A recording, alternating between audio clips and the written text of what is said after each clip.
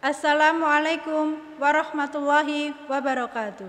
Waalaikumsalam warahmatullahi. Marhaban ya Ramadan ya Syahrul Syam. Pemirsa Media Center Sekolah Tinggi Agama Islam Miftahul Ula Nglawak Kertosono yang dirahmati Allah. Saya Penny Trinastiti bersama Yayasan Pondok Pesantren Miftahul Ula dan Sekolah Tinggi Agama Islam Miftahul Ula Nglawak Kertosono mengucapkan selamat menunaikan ibadah puasa di bulan suci Ramadan 1444 Hijriah. Alhamdulillah, pada kesempatan hari ini hadir di tengah-tengah kita beliau yaitu Bapak Muh Priyanto. Beliau merupakan budayawan dari Les Bumi Nganjuk. Assalamualaikum Bapak. Waalaikumsalam. Selamat datang di podcast Media Center Sekolah Tinggi Agama Islam Miftahul Ula. Alhamdulillah. Baik, silahkan Bapak memperkenalkan diri, biodatanya beserta kegiatannya. Terima kasih. Assalamualaikum warahmatullahi wabarakatuh. Saya nama Muhammad Priyanto dari Budayawan Les Bumi Kabupaten Nganjuk. Asal dari Dusun Bakalan, Desa Rawamarto, Kecamatan Patiandowo. Baik, terima kasih Pak. Pemirsa yang dirahmati Allah, pada kesempatan hari ini kita akan membahas mengenai tradisi Idul Fitri. Baik Bapak, bagaimana tradisi Idul Fitri yang ada di Nusantara kita saat ini atau di sekitar kita saat ini? Ya, terima kasih. Biasanya Idul Fitri yang ada di Nusantara ini, juga yang ada di daerah-daerah, itu diawali dari sebelumnya, yaitu dengan membayar zakat fitrah. Itu tradisi yang sebelum Hari Raya Idul Fitri. Iya. Entah kurang berapa hari atau malam sebelum, ya pokoknya pelaksanaan zakat fitrah itu bisa dilakukan sampai batas akhirnya sebelum sholat Id itu dimulai. Sehingga itu masyarakat bisa berbondong-bondong membayar zakat fitrah, akhirnya dengan panitia zakat fitrah itu akan disalurkan kepada mustahik, sehingga pada malam itu juga bisa terselesaikan, yang akhirnya semua warga terutama umat Islam juga itu pada hari raya Idul Fitri itu mendapatkan kebahagiaan. Setidak-tidaknya sudah tidak ada kekurangan lah masalah bahan makan, insya Allah sudah cukup. Juga dari warga masyarakat tersebut kadang ada yang dari kalangan saudaranya yang mampu, kadang saling memberikan tambahan untuk uang belanja demi saudaranya itu yang mungkin dipandang masih duafa, terkadang begitu Pak. Iya. Jadi fungsinya zakat fitrah itu untuk saudara-saudara kita yang kurang mampu istilahnya Pak ya. Yang mustahik. Iya. Ya.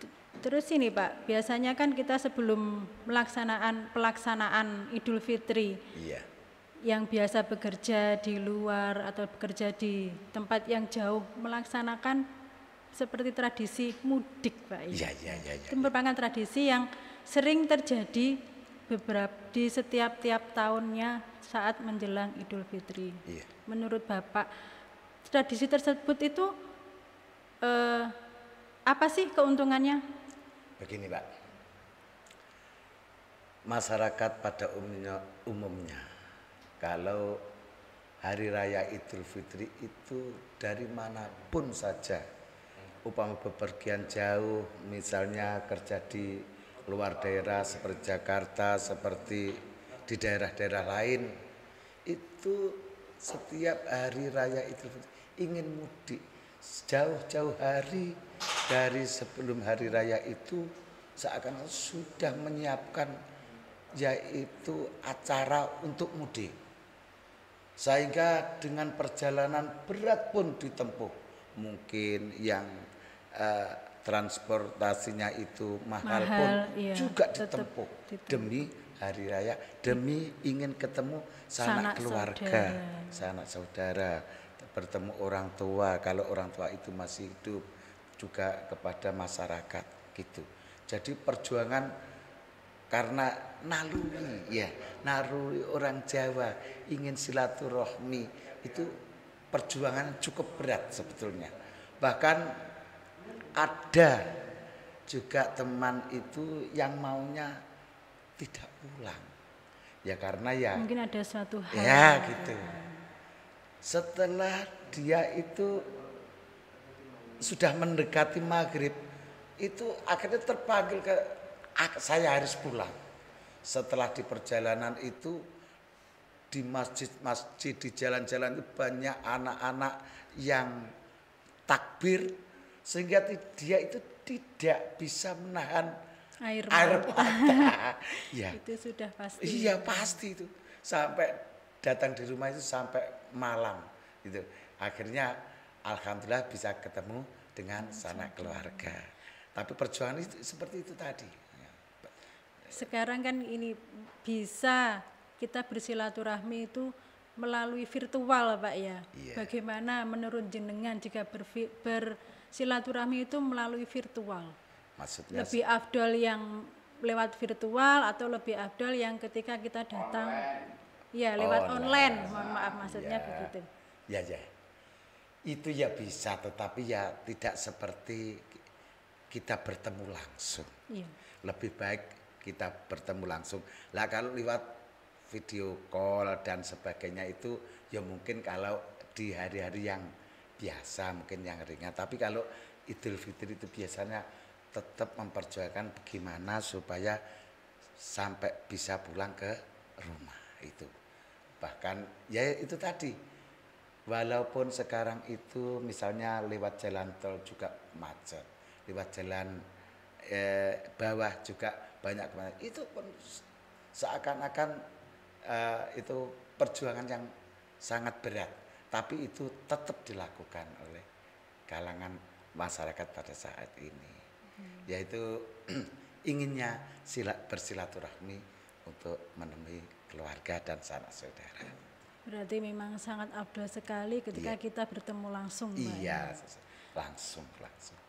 Tapi jika memang ada suatu hal yang sangat-sangat tidak bisa itu bagaimana Pak? Ya itu namanya kan darurat, ya mungkin darurat. Seperti kayak COVID kemarin itu. Ya, harus menjaga jarak. Iya, itu kita saling menghargai, saling bisa menerima keadaan. Iya. Gitu. Ya. Jadi kita harus legowo. Iya. Terus ini Pak, tradisi yang paling ditunggu-tunggu ketika sudah mulai Idul Fitri itu apa Pak? Iya.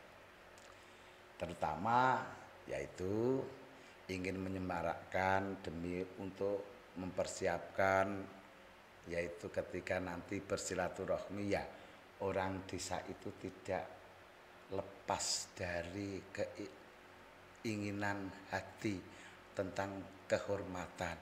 Mungkin ada beberapa kue atau jajan yang ada itu selalu disiap-siapkan. Setelah itu ketika sudah pagi hari siap-siap berangkat menuju masjid atau musola, mungkin di tempat yang lain, mungkin ada yang lapangan juga ada. Itu namanya menjalankan sholat id bersama-sama dengan warga masyarakat gitu. Nah setelah sholat id kan biasanya kita mengadakan seperti halnya orang Jawa yang bilang sungkeman ya Pak. Betul, sungkeman itu bisa dilakukan yang pertama mulai dari orang tua, kita meminta maaf kepada orang tua, kemudian baru ke tetangga dan sanak-sanak saudara yang agak jauh Pak ya seperti. Mestinya begitu. Jadi setelah sholat id itu langsung akan pulang langsung ya itu silaturahmi. Upama punya orang tua ya langsung orang tua dulu, setelah orang tua baru mencari mungkin yang dianggap tua seperti guru dan sebagainya. Itu setelah itu. Berarti setelah orang tua orang tua langsung karena orang tua itu yang Paling bertemu lebih utama. dulu, paling utama lebih karena ada yang jadi satu dengan orang tua, Iya, maka ya walaupun silaturahmi kepada guru itu sebetulnya lebih penting, tapi karena dengan orang tua sangat dekat ya orang tua didahulukan. orang tua terlebih dahulu Iya, baru ke guru-guru, mungkin orang yang dianggap tua, akhirnya kepada sanak saudara gitu.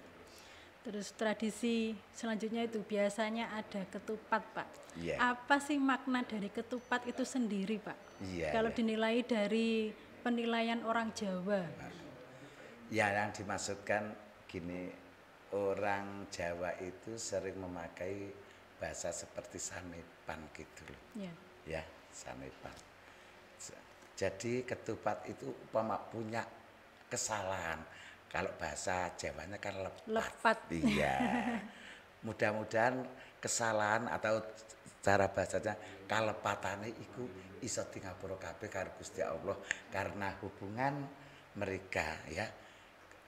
Hablum minallah dan hablum minannas. Kepada Allahnya kita juga mohon ampunan, juga kepada sesama manusia Iya, kita saling bermaaf-maafan gitu. Iya. Bapak. Maaf Pak, kan saya pernah lihat ibu saya itu waktu tradisi ketupatan itu kan memasang dua buah ketupat sama lepet di atas pintu, itu maksudnya itu apa Pak? Saya pengen tahu, soalnya saya nggak paham. Begitulah orang Jawa. Apa itu juga tradisi dari Jawa juga? Iya, Pak? Jawa juga. Semua ya gini ya. Yang paling diutamakan itu adalah kita akan menuju kemana saja, itu adalah supaya hati badan itu bersih lebih dahulu. Iya. Kita mohon ampun, intinya mohon ampun kepada yang maha Kuasa. Munggo genahe ngeten cara bahasa Jawa bahasa Arabnya astagfirullahaladzim gitu lah. Iya, keluar dari rumah itu. Jadi yang dimaksud ketupat itu supaya ketika kita berangkat keluar dari rumah itu dosa-dosa kita pun juga sudah diampuni oleh Yang Maha Kuasa. Jadi itu hanya sebuah simbol. Simbol ya, simbol ketupat, lepet gitu. Terus kalau biasanya ketupat itu disajikan bersama dengan apa Pak? Ya ada sayur biasanya kalau Pelengkapnya hari raya, itu Pak. Iya, sayur gitu. Iya. Iya. Lepat. Ya pokoknya lepat ini hampir sama gitu maksudnya, tujuannya begitu. Nah itu biasanya juga dibagi-bagikan kepada tetangga-tetangga Pak? Ya ada yang begitu. Ada yang Karena dinikmati bersama zamannya keluarga. sekarang sudah maju, itu akhirnya hari pertama, kedua, ketiga sudah ada yang itu yang sudah nyicil istilahnya, Iya. sudah mendahului membuat kupat, nanti karena mungkin akan bepergian, mungkin karena sibuk, sehingga sempatnya pada waktu itu membuat kupat, akhirnya sudah kupatan sekali, tidak usah menunggu hari ke-8, maksudnya hari ya raya kali ke-8 hari raya. Kalau itu tidak ada ketentuan tersendiri untuk hari membuat ketupatnya itu Pak ya? tidak ada, cuma ada namanya himbauan dari mungkin Bapak Yai atau pamong ya, perangkat desa itu bersama-sama dijadikan satu, itu masih ada seperti kenduri ya, setelah turun dari masjid ya, setelah menunaikan sholat id itu berkenduri, itu ya juga ada yang di musola-musola, di masjid-masjid, juga ada di desa tersebut ya, itu jadi satu di balik dusun, akhirnya mengadakan halal bihalal sekali. Halal bihalal sekalian makan bersama. Iya, gitu. karena di situ campur kan, masyarakat tua, muda, anak-anak jadi satu, akhirnya ada namanya ya sambutan gitu dari tokoh masyarakat, dari perangkat desanya, juga ada dari sesepuhnya begitu. Terus mungkin dari Pak RW, Pak RT-nya atau dari perwakilan tokoh masyarakat, ini namanya halal bihalal. Mungkin karena di dalam pergaulan setahun itu ada, mungkin karena bergaul itu mungkin ada gesrek, ada kekhilafan. Mudah-mudahan pada saat itu juga Allah mengampuni dosanya dan dengan kita sesama juga dosa kita sudah saling memaafkan. Iya, Gitu. berarti kosong-kosong ya sih. Betul. Terus gini Pak, seiring berjalannya waktu, dulu saya masih kecil itu ketika kita ibaratnya seperti orang Jawa ngelencer gitu Pak, ngelencer ke rumah tetangga itu masih mau mampir dan duduk sebentar untuk makan hidangan yang ada. Tapi untuk zaman sekarang, anak-anak sekarang tuh tidak ada Pak, lebih ke baru datang salim terus langsung pamitan. Itu bagaimana Pak menurut jenengan? Begini Mbak Pani. Kalau dulu itu hari raya itu bisa ditempuh sampai 7 hari. Okay. Tapi kalau sekarang ini kan tidak. Seakan-akan 2-3 hari harus sudah cukup. Ada yang begitu. Sehingga kalau hari raya itu hanya cukup ditempuh 2 hari, ya yang penting bisa silaturahmi, berjabatan tangan itu seperti sudah yang ada di cukup, daerah tempat saya juga begitu.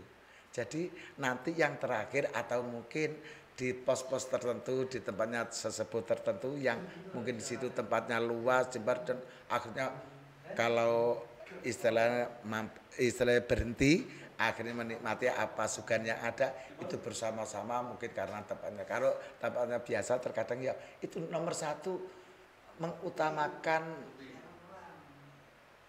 namanya salaman, ya, berjabatan tangan, silaturahmi, yang penting ketemu gitu saja. Jadi tentang masalah suguhan itu ya memang penghormatan, tapi kadang-kadang ya ada yang sampai duduk, kadang-kadang ya ada yang terus. Jadi mengutamakan berjabatan tangan untuk, karena ya kalau mampir-mampir seperti beristirahat dulu itu ya nggak selesai 2 hari. Tapi kalau dengan berjabatan tangan langsung begitu, kadang-kadang anak muda yang dari Jakarta itu, anak yang masih usia setelah SMA atau setelah SMA itu cepat sekali, 1 malam tuntas, sehari semalam tuntas. Karena gitu. harus segera kembali. Iya, segera kembali. Mungkin karena tuntutan dari tempat kerja atau tempat dia sekolah. Betul, karena waktu sekolah dan mungkin kerja dan sebagainya. Dan terus ini Pak, tradisi yang paling unik itu anak-anak kecil itu mendapatkan istilahnya angpau. Amplop. Iya. Itu yang paling ditunggu-tunggu oleh anak-anak kecil. Nah, menurutnya penjenengan itu bagus nggak sih kita memberikan sekedar uang saku untuk anak-anak kecil itu? Bagus sekali, bagus sekali. Itu bagi orang-orang tua yang punya rezeki, bahkan ada orang tua itu yang istilahnya istiqomah, setiap ada anak yang silaturahmi itu anak ya. Iya, anak-anak kecil. Yang masih di umur SD, TK gitu. Masih digendong itu bisa memberikan sangu, entah itu isinya berapa, apa 10.000, 5.000 dan sebagainya. Itu sudah tradisi, itu jadi kebanggaan orang tua bisa melaksanakan seperti itu. Bahkan ada orang tua itu ya melaksanakan begitu, anaknya itu paham, sehingga orang tua tersebut disuplai. Bahkan menjelang hari Idul Fitri itu sudah menukarkan uang di pom atau di suma, supaya nanti orang tuanya itu mengasihnya itu gampang, tinggal ngemas di amplop. Iya dah. Kalau gembel kan gimana? Bingung membaginya. Karena terlalu banyak anak kecil. Iya. Betul, Mbak Penny. Terus itu kan ada seperti apa kayak istilah si anaknya itu disuruh ibunya membawa tas. Nah, nanti kan dibohongi seperti ini. ini triknya dari ibunya. Nanti uangnya disimpan sama ibu lah. Ternyata uangnya itu dipakai untuk ibu. Itu bagaimana hukumnya, Pak? Ya, Semua itu memang ibu sebagai orang tua juga sebagai istilah tulang punggung keluarga, membantu seorang bapak ya. Ya memang itu menjaga kehati-hatian sebetulnya. Kalau anak tersebut dikasih uang banyak, akhirnya anak jadi sembrono, juga jadi manja. Tapi kalau anak itu diberi istilahnya diberi batasan, biar tidak terlalu los gitu. Jadi ya gimana ya, tetap orang tersebut itu menjaga keluarganya supaya jadi orang yang lebih baik, tidak terlalu los gitu. Nanti kalau uang dipegang sendiri, kadang ada yang namanya los, kebablasan, bahkan sampai dibuat beli petasan.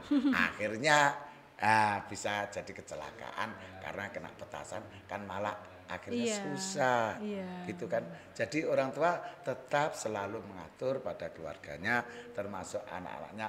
Itu tadi yang intinya mengenai sangunya anaknya, kok akhirnya yang menyimpan ke orang tua.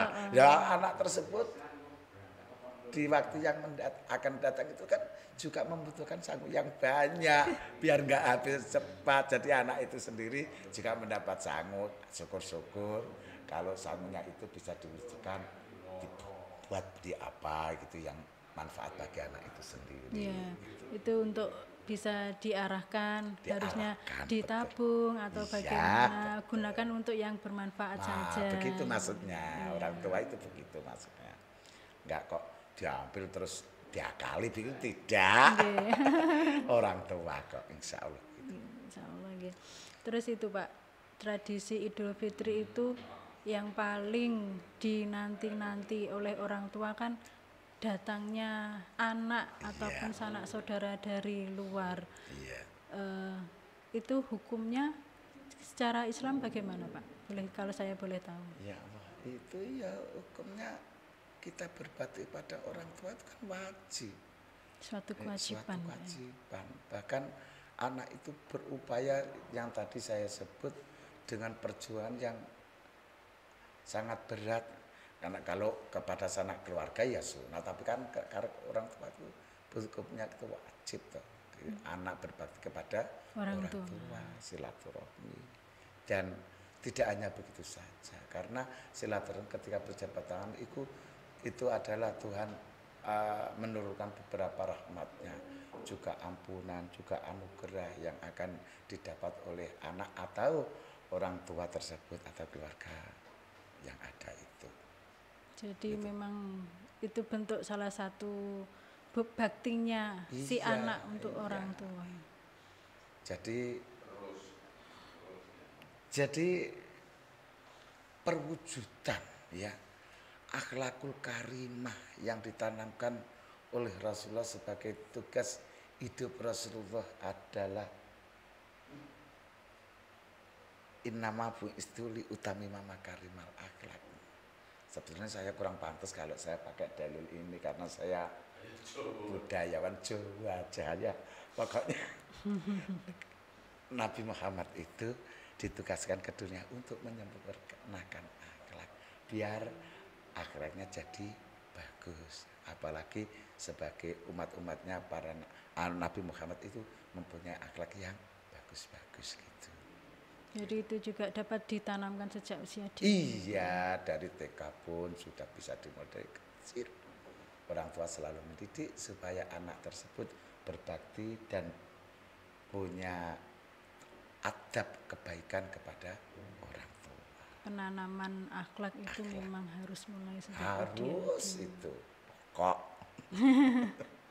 Karena memang dari anak usia dini itu suatu embrionya ibaratnya ya Pak ya, embrio dari kedewasaan kita nanti. Bagaimana nanti kita hasilnya akan memetik pada ketika kita sudah dewasa nanti. Terus ini sekarang kan generasi sudah berbeda dengan generasi yang dulu. Nah, bagaimana sih Pak penanaman adab dan juga baktinya kita kepada orang tua itu bagaimana? Kita selaku orang tua ya harus juga dituntut pandai. Karena anak sekarang itu pergaulannya kan Bebas. bebas. Bahkan dunia dipegang oleh tangan yang kiri. Iya. Sehingga tentang akhlakul karimah, ya, budi pekerti yang baik itu harus tidak waleh-waleh jadi orang tua memberikan kepada anaknya supaya tidak lengah. Terus kalau dulu itu setelah hari raya terus sejarah namanya silaturahmi Iya. kepada orang tua, sesepuh, bini sepuh, tetangga semua itu. Tapi juga ada yang memberi makna itu namanya hari raya itu ngelencer, Iya. nggak silaturahmi. Lah itu yang kurang benar, yang nanti perlu diarahkan. Jadi perlu Jadi pemahaman hari yang raya, tepat. hari raya mestinya itu silaturahmi, tapi dia malah ngelencer di tempat wisata. Iya, Lah itu itu salah satu yang sisi kurang negatifnya pas. di Iya, zaman sekarang, iya. Pak. Ya. Anak-anak muda sekarang tuh sudah sangat terpengaruh Iya. dengan pengaruh negatif, Pak. Iya. Ya. Jadi kita sebagai orang tua atau pendidik itu bagaimana caranya kita dapat mengarahkan si anak tersebut itu tetap ke jalan yang lebih benar. Iya, ke jalan yang lebih benar. Maksudnya jangan sampai itu namanya kebablasan. Karena kan begini toh, setelah kita semua menjalankan puasa di bulan Ramadan, Iya. di bulan Ramadan tersebut ada yang dinamakan bulan penuh rahmat, Iya. bulan penuh ampunan, terus yaitu yang disebut bulan yang Allah mengangkat mereka dibebaskan dari api Neraka. itu. Ada cerita, Nggih. itu cerita pada zaman dulu itu ada setelah hari raya itu ada iblis yang menjerit gitu. Iya. Ada padahal iblis itu dengan jamaahnya banyak, dengan kawan-kawannya banyak sekali. Iblis itu sebagai pimpinannya, kan anak buahnya namanya setan. Iya. Iya. Iblis pada waktu itu menjerit sekuat-kuatnya. Akhirnya anak buahnya ada yang, gimana bos? Apa yang buat bos bisa jadi menjerit gitu? Bilang saya sama, saya. Nanti akan saya pecah-pecah. Akan saya celakakan siapa yang menjadi musuhnya bos. Yang menyakiti bos. Iya. Bahasanya setan gitu Iya, kepada iya. iblis. Terus gimana?